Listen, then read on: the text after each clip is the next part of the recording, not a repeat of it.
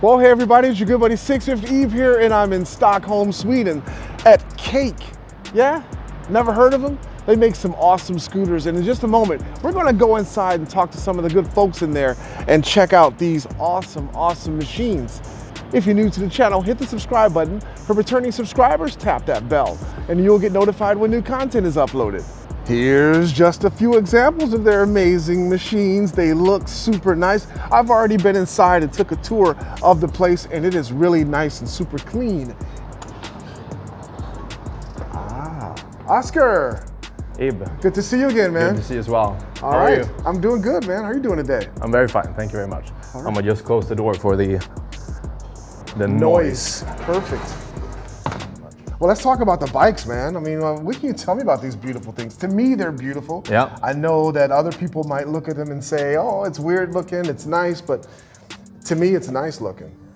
Yeah, so if we start with these ones, this is the model that is called the ÖSA, or the OSA, the Swedish O there. Okay. The name comes actually from our founder's carpenter that he has been using. So it's like in honor of him, named after that. And the reason that he has that name from the carpenter coming is because this is what we call the power ship of mother tools. Okay. Or sorry, the mothership of power tools. There you go, yeah. So what the ÖSA is meant to do is, since we have quite big batteries in our bikes, why not be able to use them for more than just power the bike itself? Oh. So the ÖSA is like a big power bank on wheels. So you get everything you need with you, including the tools and yourself, and then you also have the power to actually use those tools off-grid if you need. Yeah. What, for example, could I use this battery's power for? To power my home a little bit, or? Yeah, that's an example. We've had some people use it to actually set up like off-grid cooking stations. Nice. So like an induction stovetop. We have people making music out in the woods, so they put up a DJ set. We've had, although we don't like try to make that happen, but we've had people use the batteries to power speakers, to host raves, etc. Yes. That is, with our whole vision of Explore with Respect, something that we do not like promote because that's quite disturbing to host a huge party out in nature. Yes, indeed.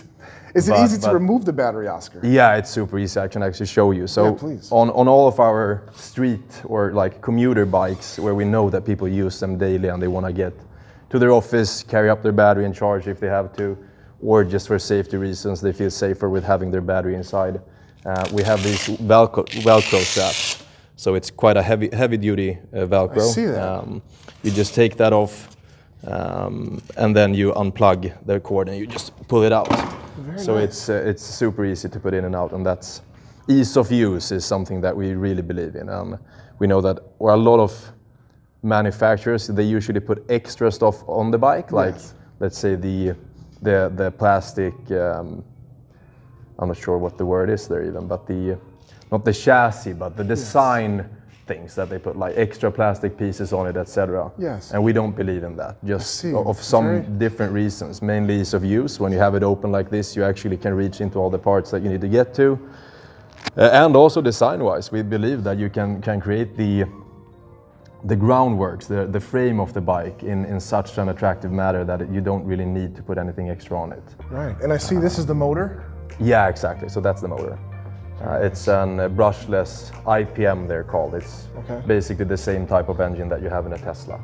Oh, nice. Yeah, and if you go in depth on those, actually the motors is one of the biggest perks of an electric bike, because since brushless engines or motors have become a thing, if you do like an analysis of the parts that wear down on these bikes, so generally in a combustion engine, every RPM you go, you have a cylinder and a piston, exactly, that's rubbing. Of course some oil in there as well, but on these you actually have almost none surfaces in contact. Yes. So you have a motor that has a lifespan that is pretty significant. It's absurd, actually, how well designed it is and how solid of a product that is, But it looks like, should you have a problem with the motor, unforeseen or not, that it'll be easy to take it out and replace it. Yeah, it is. So all of the screws that you need for almost any job on the bikes, you actually see the screws without demounting anything, or Nice. Regarding the engine, He's you right, just remove the back swing, which is like 4 screws in total. Yeah.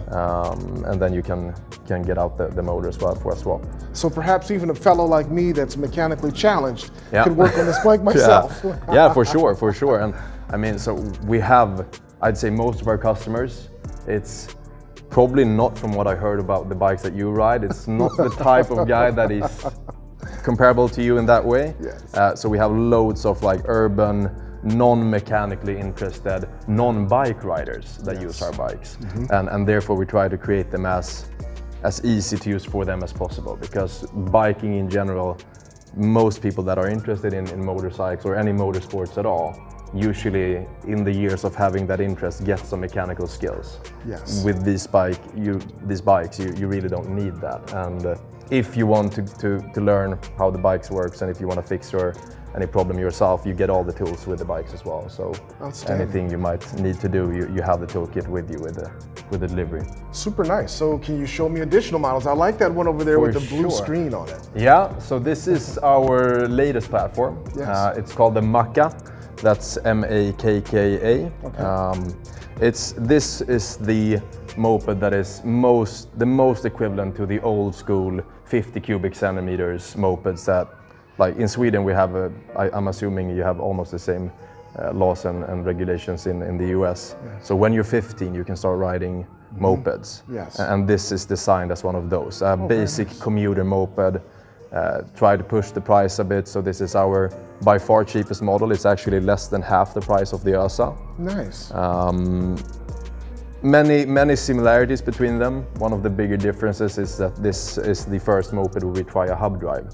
Oh, okay. So you actually have no external drivetrain in case of a chain or an axle or a belt.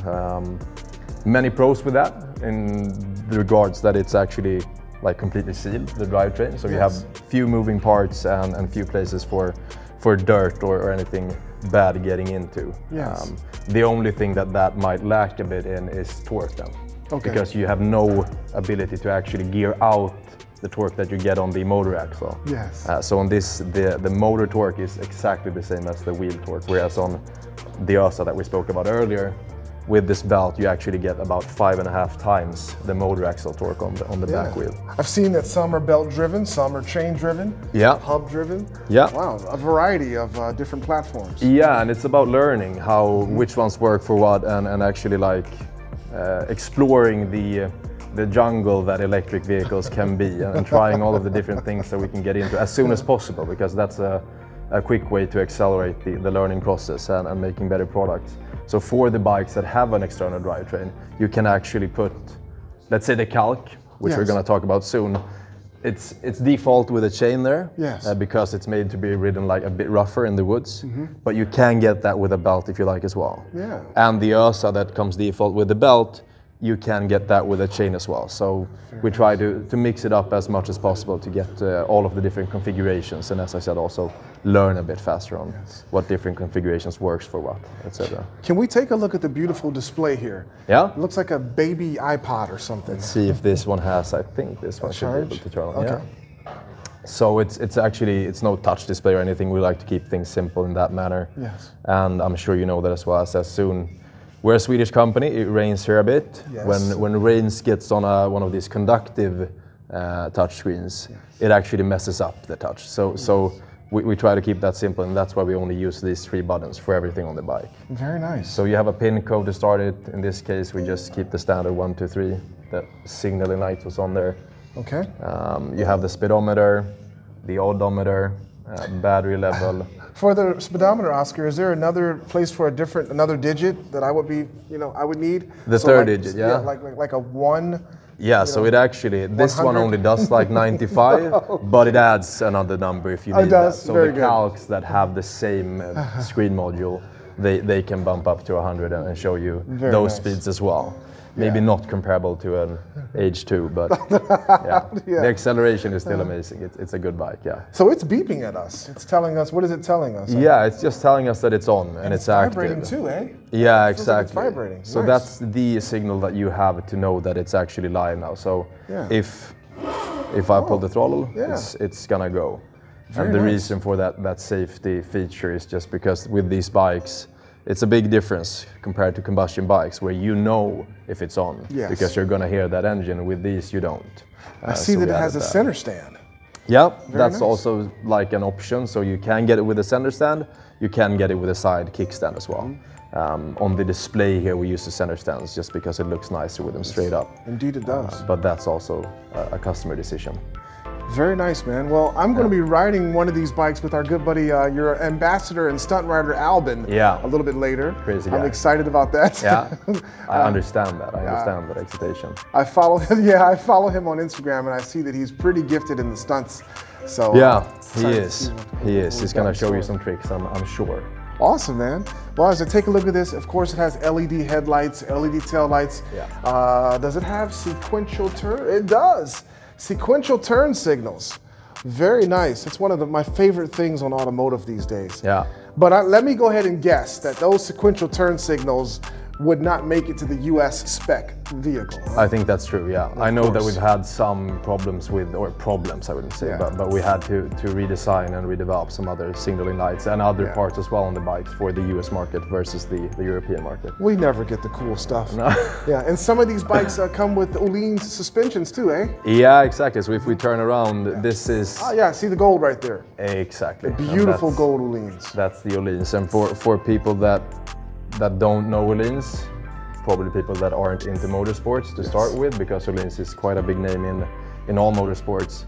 And this is something I've been told, I'm not 100% sure, but I think actually Ferrari uses Öhlins in Formula 1. Wow. Polestar has Öhlins in their cars as well, the Swedish electric car brand. So just to state the type of premium product that is, and the type of high precision engineering that Öhlins works with, and it's a privilege for us to have them on our bikes, of course. Beautiful. I have them on a few of my bikes, my Yamaha R1M, Ducati Panigale V4R, Honda CBR 500 SP, and my newest bike to my collection, the Aprilia RS V4 1100 factory. Speaking of that, Oscar, when you come back to the United States, I'm assuming you've been there before? Actually, I haven't. When your first time you come, I can't think of a better way to welcome you to the United States by getting you to ride my 352 horsepower Ninja H2 on the filthy streets. I'd love to try. Emphasis on try. All right. And I hope it's insured. Well, awesome. Thank you so much, Oscar. Thank you so much. It's our pleasure. Appreciate it. Thank you.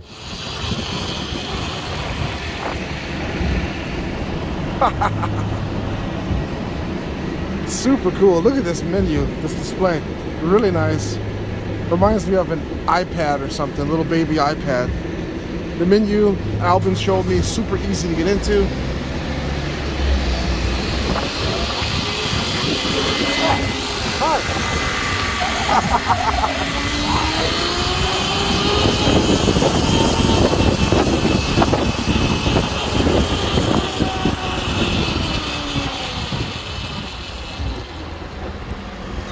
Yeah, I'm lucky with the red lights. Yeah, I see. That's okay.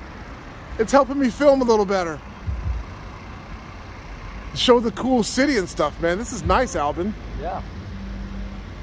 So Albin's been to the United States. He was at the AIM Expo in Columbus a couple years ago. How'd you like Columbus? It was nice. Really nice. We got to get you to come back. What's that? I'm going to get you to come back and ride one of my bikes. That would be fun. Yeah.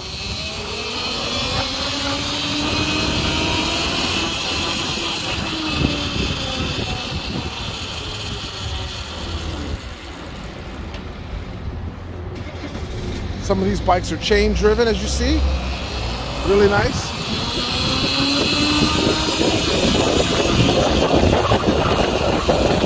Really didn't think I'd be riding a motorcycle here in Sweden. That's why I didn't bring my vlogging gear, my helmet or anything, but it's nice, man. I should have done that. I'm gonna have to come back. Do some riding in Europe, Sweden, it's nice. 3 different riding modes, super easy to get in there and change them. Hey Albin, is riding mode 1 the most power? No, ride mode 3. 3? Okay. Yeah, he had me on 3 already. I tampered with it. Sorry. There we go. You don't want to be in ride mode 1. No, I don't. Look at these Mercedes trucks. I guess this is like I'm vlogging, right? I'm sure this is super illegal. Riding around. Hi. Hi, Swedes. Oh, look at that, sequential turn signals up there on a VW. I've been telling you guys all day about how most of these cars have sequential turn signals because in Europe, it's totally allowed. In the US, it's not. And there's an example finally.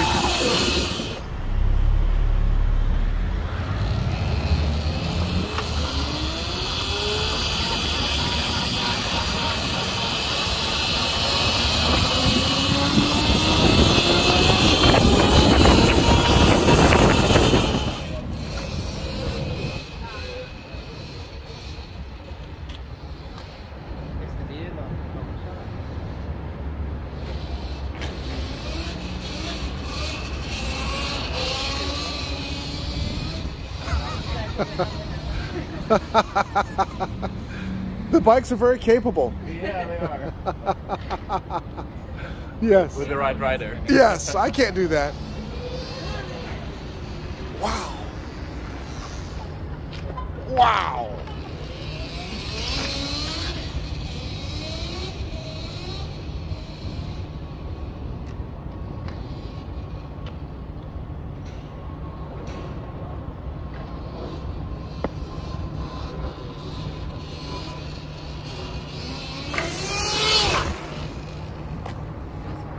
Nice. Bravo. Bravo, Elbin.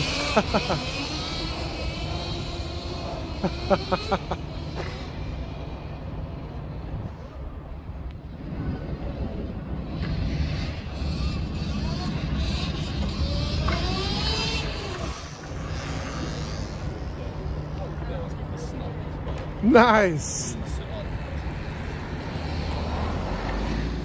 Very nice, Elbin. Thank you. And he even parks it. Nice. That was fun. Yes, it was. Now it's your turn. Oh, no, no, no, no, no, no. All I can do is go fast in a straight line. All right, guys, so I had an awesome time riding the Cake motorcycle with my good buddy Elbin and watching him do his stunts on this awesome road here in Stockholm, Sweden. So yeah, check out these bikes. They're gonna be coming to the US real soon. I think their first store is gonna open in Los Angeles sometime soon. But if you're not in the United States and you're in Europe, you can get your hands on one of these amazing machines right now. Cake motorcycles, I enjoy riding them. They're pretty awesome. They have a range of around 60 miles. And if you ride it properly, you can ride the thing for up to 3 hours, I'm told, on a charge. And it takes about an hour and a half to charge the motorcycle from empty to full, let's just call it, as far as the battery is concerned. So that's not too bad at all. So check out these amazing Cake machines. All right, folks, thanks so much for viewing the video. We'll catch you next time on the 650 Eve YouTube channel. I've got more adventuring to do here in Sweden. We'll catch you next time.